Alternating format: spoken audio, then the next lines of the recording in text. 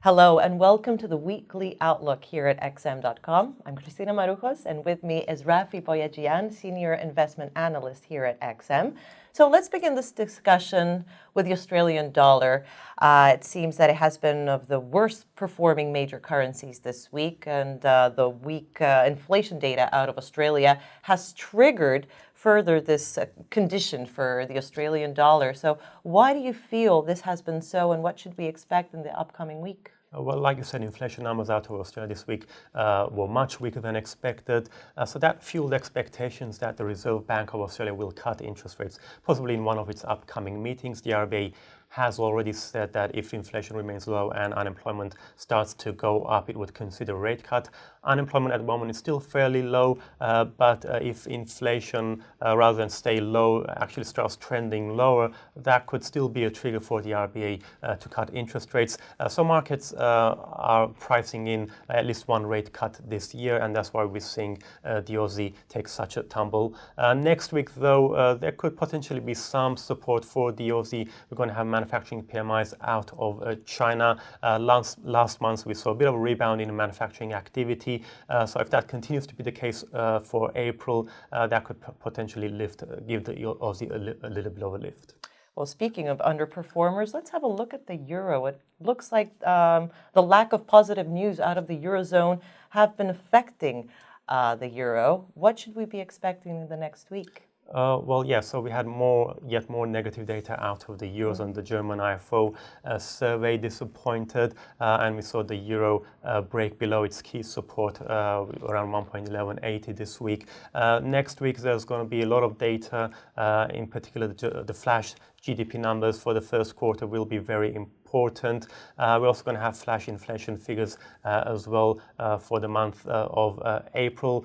So if the data overall is not very encouraging, we could see the euro slip even further.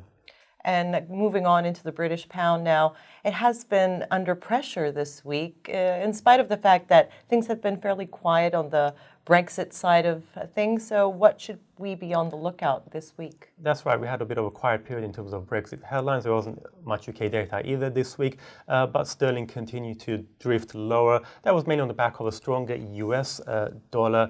Next week, though, we're going to have a Bank of England policy meeting. We're not expecting any surprises from the Bank of England.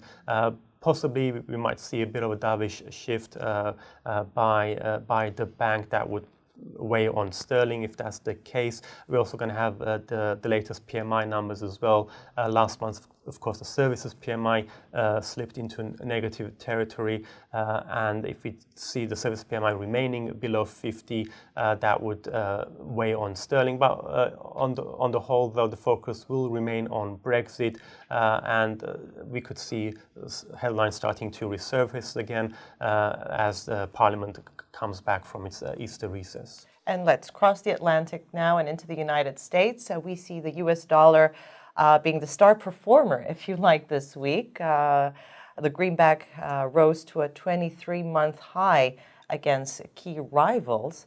So things have been fairly strong for the US dollar. Should we expect this pattern to continue? Yeah, it's been a very good week for the dollar. We had some solid data out of the US. We're going to expect more solid numbers next week. We've got the non-farm payrolls report for the month of April. We expect to see non-farm payrolls ease a little bit from the previous months, but the wage growth is expected to pick up. So overall, and combined with the other data, we're going to also have ISM manufacturing, non-manufacturing PMIs, and a host of other indicators as well, which are on the whole expected to be fairly positive. But just as important will be the Federal Reserve's policy meeting next Wednesday. We're not expecting any change in interest rates, but Fed Chief Jerome Powell's press conference will be closely watched.